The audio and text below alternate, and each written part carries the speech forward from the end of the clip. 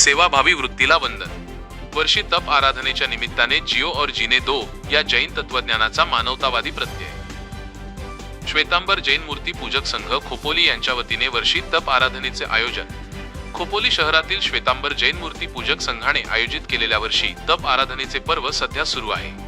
ज्यांचा ईश्वर शक्तीवर अतूट विश्वास आहे असे अनेक जैन स्त्री पुरुष मोठ्या भक्तिभावाने या कठीण आराधनेचा संकल्प पूर्ण करत आहेत। मागील अनेक महिन्यांपासून खोपोली शहरातील अनेक जैन बांधव यावर्षी तप आराधनेत लीन आहेत, ज्यामुळे खोपोलीत आध्यात्मिक चैतन्याचे वातावरण निर्माण झाले आहे। संगीता किशोर ओसवाल यांच्या आराधनेचा पुण्यमय संकल्प। यावर्षी तप आराधनेतील एक समर्पित साधिका श्रीमती वर्जुबाई देवीचंदजी ओसवाल, वावोशीवाले, खोपोली निवासी यांच्या सुविद्य सोनबाई सौ संगीता किशोर ओसवाल यांनी आपल्या आराधनेच्या निमित्ताने एक अत्यंत स्तुत्य पुण्यदान करण्याचा संकल्प केला।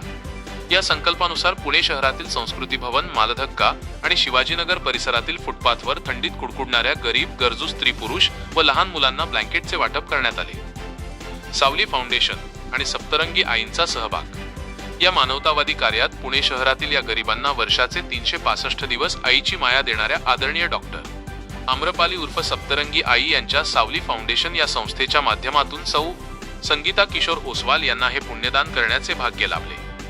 किशोर ओसवाल आणि परिवाराची निरंतर सेवावृत्ती। याचबरोबर श्री किशोर देवीचंद ओसवाल हे देखील डॉक्टर आम्रपाली यांच्या सावली फाउंडेशन मार्फत या गरिबांची सेवा करण्याची संधी अनेकदा प्राप्त करून घेत असतात।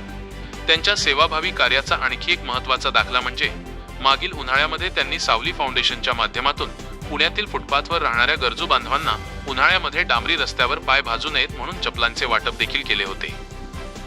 जैन धर्माचे ब्रीदवाक्य जियो और जीने दो चा आदर्श। जियो और जीने दो हे जैन धर्माचे महान ब्रीदवाक्य आहे। या ब्रीदवाक्याला पूर्णपणे साजेसं आणि मानवतेला प्रेरणा देणारं कार्य श्री किशोर ओसवाल आणि त्यांचा परिवार सतत करत आहे। त्यांची ही सेवावृत्ती इतरांसाठी एक उत्तम आदर्श आहे, जी धर्माचरण आणि मानवता यांची सुंदर सांगड घालते।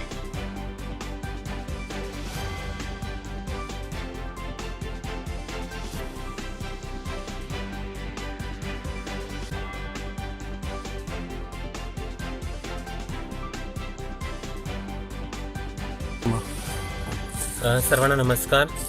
मी सप्तरंगी आई डॉक्टर आम्रपाली मोहिते, संस्थापिक अध्यक्षा सावली सोशल फाउंडेशन।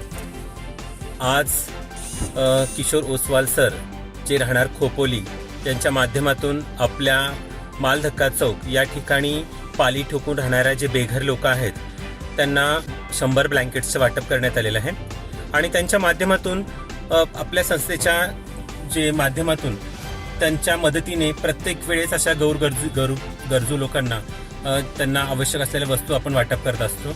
मागच्या वेळेस त्यांच्या माध्यमातून उन्हाळ्यामध्ये जेव्हा मुलं रस्त्यावरती फिरत होते तर त्यांच्या माध्यमातून मुलांना चप्पलांचं वाटप करण्यात आलेलं आहे। त्याचप्रकारे ब्लँकेटचं वाटप ते त्यांच्या माध्यमातून करत आहेत। तर अशा